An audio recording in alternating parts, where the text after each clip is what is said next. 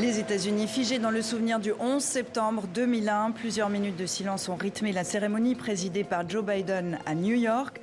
Pendant 3 heures, les noms des 2977 morts ont été égrenés. C'était il y a tout juste 20 ans, 2 avions s'encastrent dans les tours du World Trade Center. Un autre s'écrase sur le Pentagone à Washington, un 4e en Pennsylvanie. Les États-Unis sont touchés par le plus grave attentat terroriste sur leur sol. Une journée qui va sidérer la planète, une journée qui va changer l'ordre mondial. Nous sommes 20 ans plus tard, nous sommes sur TV5 Monde. Bienvenue dans cette édition spéciale. Nous serons en direct de New York et de Kaboul.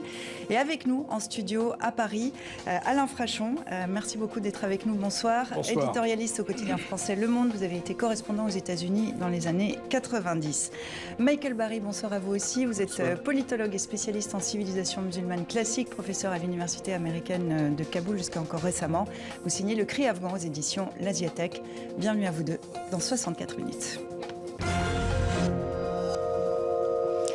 Où étiez-vous le 11 septembre 2001? Si vous avez plus de 30 ans, il est fort probable que vous vous en souveniez très bien. À l'époque, pas de notification sur smartphone ou sur par tweets affolés. C'est donc à travers les ondes que la nouvelle traverse la planète.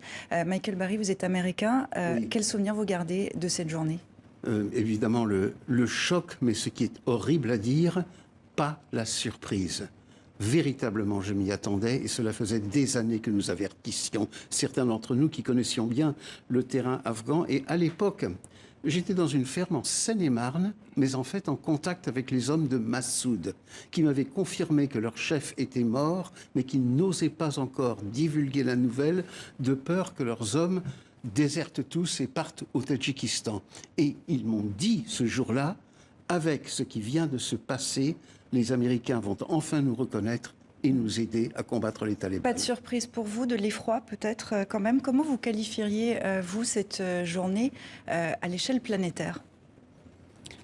Écoutez, c'est un événement qui, sur le moment, a généré une relative solidarité entre les puissances. Ça n'a pas duré très longtemps, mais je me souviens qu'à Moscou, comme dans toute l'Europe de l'Ouest, naturellement, aussi bien en Chine aussi, il y a eu comme ça une sorte, devant l'effroi, la stupeur, la surprise, je crois, parce que la plupart ont été il faut dire la vérité, que Barry a raison, mais de rappeler exactement l'assassinat du commandant Massoud 2 jours avant, mais il faut bien dire que c'était il y avait ce quand même... contexte, mais à l'époque, on se rappelle, on pense Voilà, quand un avion rentre dans la première tour, on pense que c'est un avion de tourisme. Il y a eu un bref moment d'empathie, de sympathie immédiate, qu'avait bien résumé d'ailleurs Jean-Marie Colombani, qui était le directeur du Monde, avec un grand éditorial qui s'appelait « Nous sommes tous Américains ».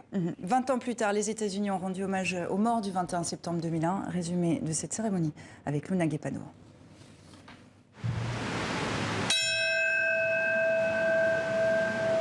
New York, 8h46. Ground Zero se mure dans le silence. C'est à cette heure précise qu'il y a 20 ans, un premier avion, le vol 11, frappait la tour nord du World Trade Center. En présence du président américain Joe Biden et de plusieurs de ses prédécesseurs, les hommages se succèdent. Je sais que tu es avec nous tous les jours et que tu veilles sur nous. Et même si je ne t'ai jamais rencontré, tu me manques beaucoup. Devant le mémorial de Manhattan, où trônaient autrefois 2 impressionnants gratte-ciel, les noms des victimes sont lus un à un. Un hommage sobre pour rappeler que l'Amérique n'oublie pas. Nouveau son de cloche, il est 9h03. Le silence fiche de nouveau l'Assemblée. Le 11 septembre 2001, le vol 175 de l'United Airlines se fracassait à son tour sur les étages supérieurs de la tour sud du World Trade Center. Elle s'effondre à 9h59, suivie par sa jumelle à 10h28. 2 chutes symboliques, elles aussi commémorées ce samedi.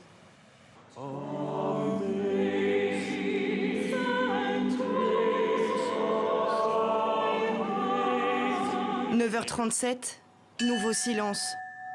C'est cette fois le vol 77 d'American Airlines qui s'abat sur la façade ouest du Pentagone. L'impact tue tous les passagers et 125 personnes au sol.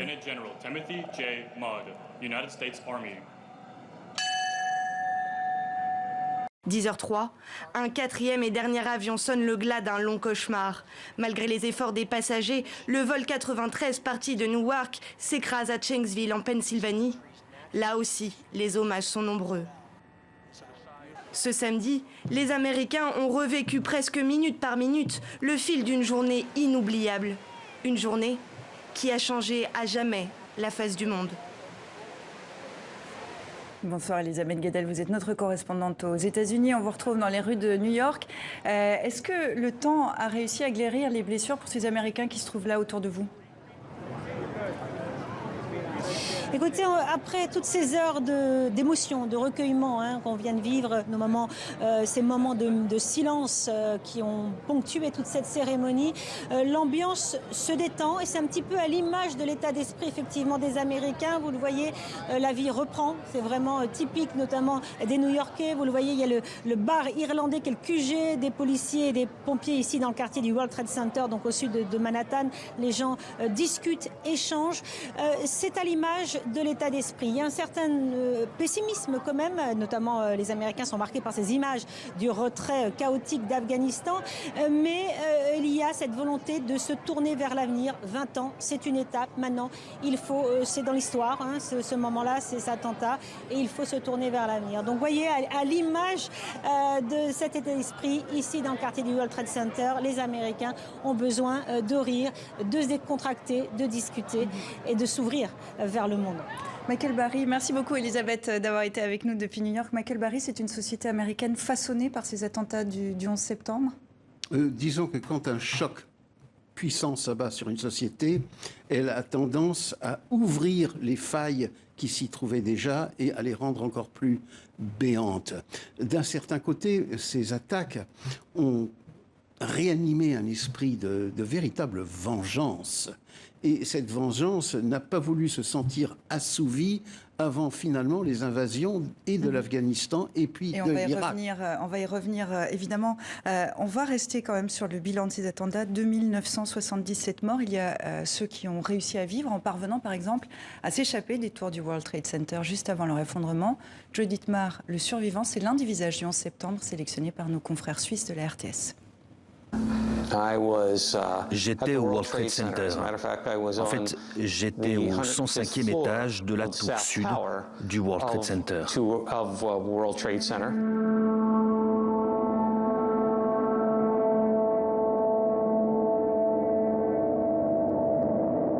Joe Dietmar a gardé son badge d'entrée du World Trade Center.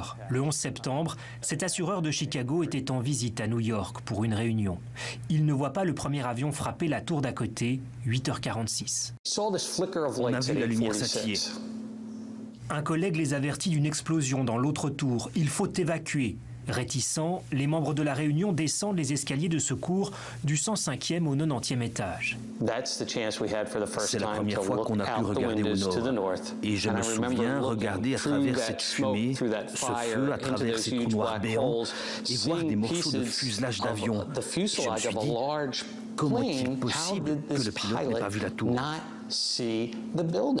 Certains collègues s'arrêtent pour regarder, mais Joe poursuit sa descente. Il est entre le 72e et le 74e étage quand le deuxième avion s'apprête à frapper 3 étages plus haut.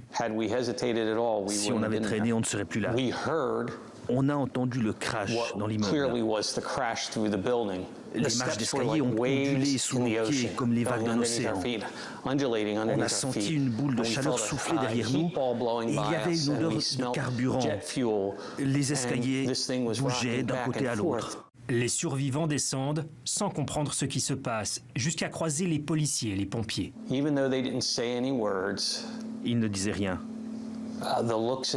Mais il y avait cet air dans leurs yeux. Ils savaient qu'ils montaient et qu'ils ne reviendraient jamais.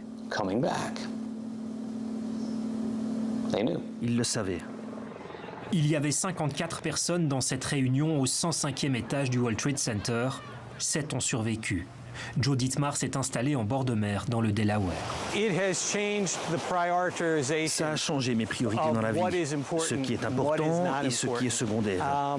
Je travaille encore dans les assurances pour payer les factures, mais ce qu'il y a de plus important dans ma vie, c'est ma femme, ma mère, mes enfants, ma famille, l'amour qu'ils me donnent et que je peux leur donner en retour.